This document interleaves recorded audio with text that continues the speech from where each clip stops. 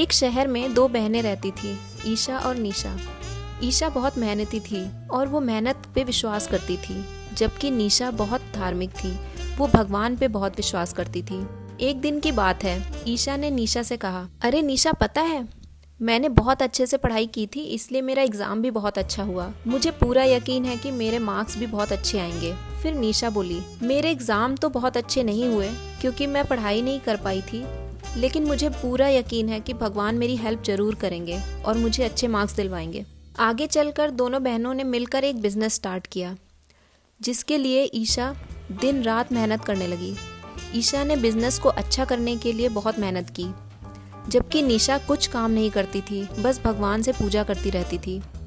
हे भगवान, हमारा बिजनेस अच्छा चला दो, प्लीज़ भगवान, मैं आपकी पूरे टाइम पूजा करूँगी, बस हमारा बिजनेस अच्छा चला दो। ईशा और निशा के बिजनेस में काफ़ी प्रॉफिट हुआ। ईशा बोली, निशा, हमारे बिजनेस में जो भी प्रॉफिट हुआ है उसका ज़्यादा हिस्सा तो मुझे ही मिलना चाहिए क्योंकि मैंने बहुत मेहनत की है। निशा बोली, अरे नहीं नहीं, प्रॉफिट का ज़्यादा हिस्सा तो मुझे मिलना चाहिए क्योंकि मैंने भगवान से पूजा में मांगा था कि प्रॉफिट हो, और तुम तो जानती हो भगवान की इच्छा के बिना कुछ नहीं हो सकता। दोनों बहनों में इस बात को लेकर बहुत कहासुनी हुई। दोनों ही अपनी बात में अड़ी रहीं। फिर दोनों इस बात का हल निकालने के लिए माँ के पास पहुंची। निशा बोली, माँ, मुझे ज़्यादा हिस्सा मिलना चाहिए क्योंकि भगवान ने मेरी पूजा से खुश होकर ही हमारा बिजनेस अच्छा चलाया है। माँ बोली, ठीक है, इस बात का फैसला कल करूँगी कि किसको ज़्यादा हिस्सा मिलना चाहिए। अभी तुम मेरा एक काम करो, मुझे बहुत सारा खाना बनाना है, कल गेस्ट आ रहे हैं।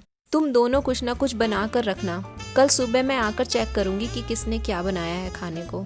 फिर ईशा फटाफट खाना बनाने में लग गई। मैंने ये सब खाने के लिए बना लिया है, माँ खुश हो जाएगी।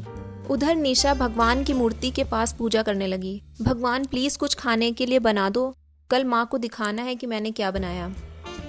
अगले दिन जब माँ ने पूछा तो ईशा ने अपनी बनाई चीजें दिखाई, लेकिन निशा के पास दिखाने के लिए कुछ नहीं था।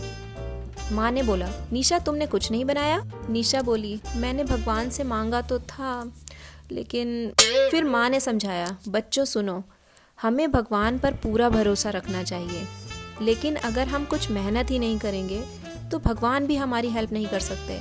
इस कहानी से हमें सीख मिलती है कि भगवान भी उसी की मदद करते हैं जो अपना काम पूरी मेहनत और ईमानदारी से करते हैं।